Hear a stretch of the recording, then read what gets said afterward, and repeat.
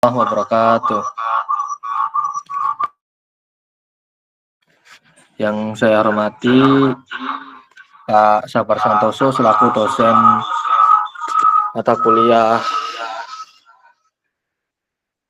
basis data lanjut, izin mengumpulkan tugas kelompok data warehouse.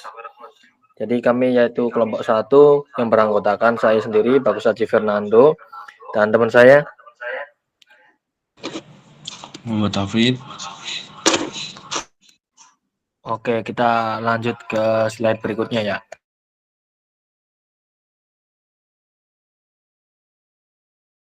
Nah, jadi data warehouse itu apa sih? Data warehouse yaitu bisa disingkat DWH atau data warehouse, adalah sistem penyimpanan elektronik yang mengumpulkan, mengintegrasi, dan menyimpan data dalam jumlah yang besar nih, dengan berbagai sumber yang berbeda. Jadi nggak hanya satu sumber aja gitu tuh, bisa banyak sumber. Lalu berbeda dengan basis data atau database ya, yang biasanya yaitu di di MySQL gitu tuh. PostgreSQL itu beda, bukan database biasa gitu tuh, yang digunakan untuk transaksi sehari-hari seperti mencatat penjualan saat ini. Data warehouse itu dirancang khusus untuk analisis dan pelaporan guna membantu pengambilan keputusan perusahaan. Jadi yaitu kalau database biasa itu digunakan untuk transaksi kayak penjualan, pembelian gitu, yang yang sifatnya pencatatan gitu. Gitu. Oke, kita next selanjutnya.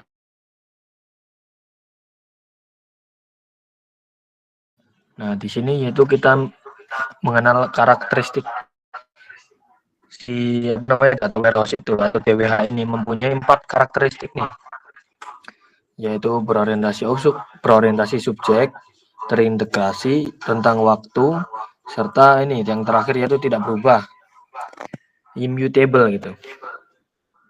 Nah, data yang pertama nih, berorientasi subjek, yaitu data disusun berdasarkan topik utama bisnis gitu. Misalnya nih, penjualan, pelanggan, atau produk, atau bisa juga yang lainnya itu kategori gitu tuh, bukan berdasarkan proses aplikasinya. Lalu terintegrasi. Nah, dari data dari berbagai sumber atau Excel, database SQL, aplikasi cloud itu bisa disatukan dengan format yang seragam. Jadi formatnya tuh enggak SQL atau XL gitulah, yang format Excel gitu, bukan. Jadi bisa diseragamin kalau pakai DWH ini. Lalu yang terakhir yaitu yang ketiga yaitu rentang waktu, yang menyimpan data historis atau masa lalu nih hingga sekarang, sehingga data itu bisa dilihat tren dari tahun ke tahun. Misal tahun 2023 itu tuh kita bahas penjualan ya, itu yang tinggi itu di bulan Februari dan yang rendah di bulan Juli semisal gitu. Jadi ada historinya di situ.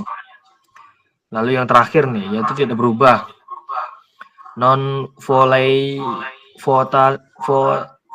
volatil, yaitu data yang sudah masuk ke gudang data tidak boleh diubah-ubah, hanya bisa dibaca dan dianalisis gitu. Dan next berikutnya dipresentasikan oleh Mas Abid.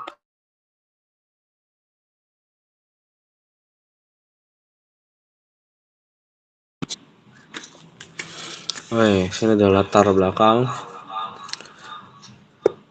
Saya akan membacakan latar belakang. Dalam industri retail modern, akumulasi data transaksi harian seringkali hanya berakhir sebagai arsip tanpa dimanfaatkan secara strategis. Akibatnya, manajemen cenderung mengambil keputusan krusial seperti pengaturan stok dan promosi hanya berdasarkan intuisi, yang berisiko menyebabkan inefisiensi operasional. Studi kasus ini bertujuan mengatasi masalah tersebut melalui simulasi pembangunan data warehouse menggunakan Python. di mana data mentah diproses dan divisualisasikan untuk menghasilkan wawasan yang valid demi mendukung pengambilan keputusan berbasis data driven decision making. Lanjut. Nah, untuk menampilkan data dalam bentuk grafik, di sini kita menggunakan data dummy. Pertama-tama kita install library dulu. Itu ada pandas, faker, dan itu tuh yang import tuh, Pak.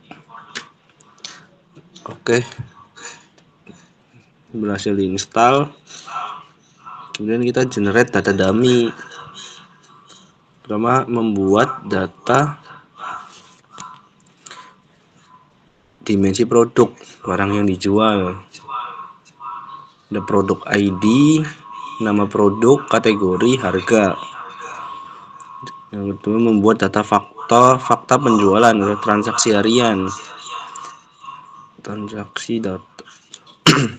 Ada kolom transaction ID, tanggal, product ID, customer name, kota, quality, total harga. Nah, kemudian data sudah dibuat. Berhasil membuat 1000 data transaksi. Di bawah contohnya itu. Nah, oke, lanjut. Dan kita akan menggabungkan dua tabel. Ya, berikut kode Python yang saya jalankan.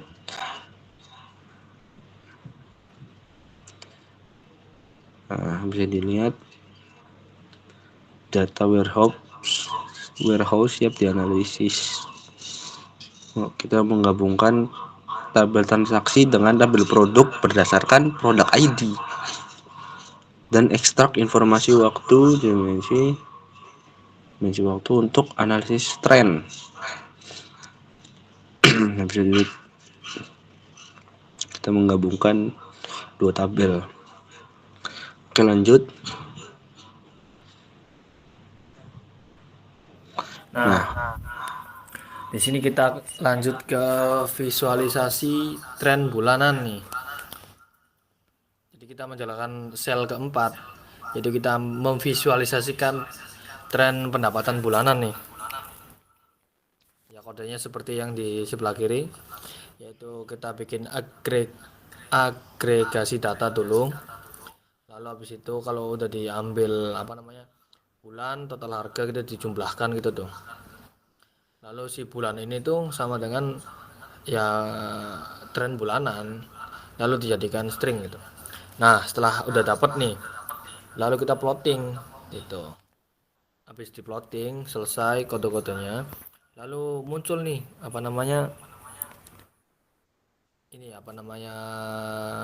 trennya tuh di sebelah kanan.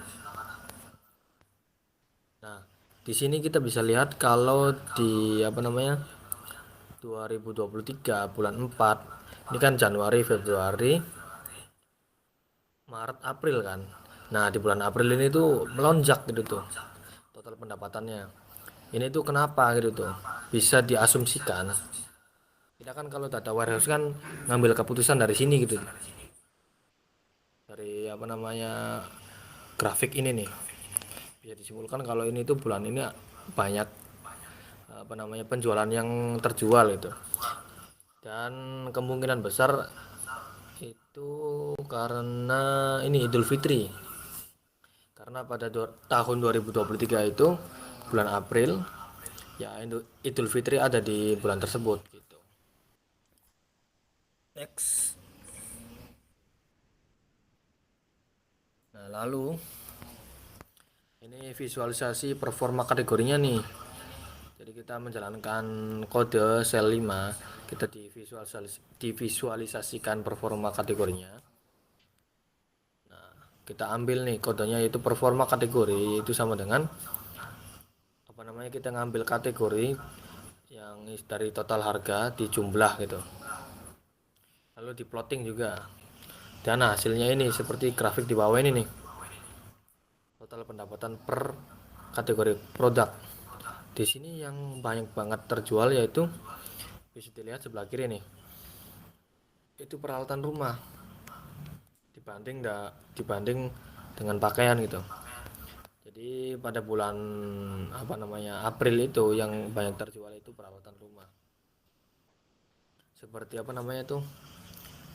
seperti ya kursi, terus kulkas gitu kan. Jadi banyak yang terjual yang seperti itu.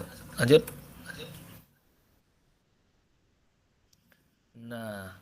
Nah, di sini yaitu kita mempunyai nama produknya nih. Kita mempunyai produk ada 5. Yang pertama yaitu produk Ipsam, produk Discintio, produk Sin, produk Iwis, dan produk Animi. Nah, dari 5 produk ini yaitu yang terlaris ya bisa dilihat produk Ipsun. Ini itu produk produk sabun gitu, kayak peralatan rumah gitu. Oke, next. Nah, kalau di perbandingan nih antara bulan Juli dan Agustus itu yang tertinggi di sini itu bulan Juli. Kenapa? Karena ya banyak penjualan yang terjual di bulan Juli itu gitu. Dan yang paling tinggi itu ya itu sendiri peralatan rumah gitu. Seperti kursi, kasur gitu. Dan masih banyak lagi.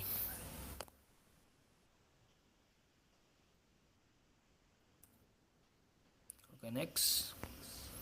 Oke, terima kasih. Jadi segitu saja presentasi dari kelompok 1. Kurang lebihnya mohon maaf. Jadi bisa ditarik kesimpulan yaitu data warehouse ini sangat berguna untuk dunia industri, untuk dunia pendidikan. Ya semuanya berguna gitu data warehouse ini. Serta perbedaan dari DBMS biasa seperti MySQL, lalu database-nya pakai Postgre atau MongoDB itu perbedaannya itu sangat besar gitu. Kalau data warehouse itu untuk menganalisis, pengelolaan, pengambil keputusan yang lebih penting itu. Nah, itu peran DWH itu di situ gitu. Kalau kalau SQL, Postgre dan lain-lain itu lebih ke pencatatan gitu aja. Jadi sekian presentasi dari kelompok 1, kurang lebihnya mohon maaf. Saya Baci dan Hafid pamit undur diri. Sekian, terima kasih. Wassalamualaikum warahmatullahi wabarakatuh.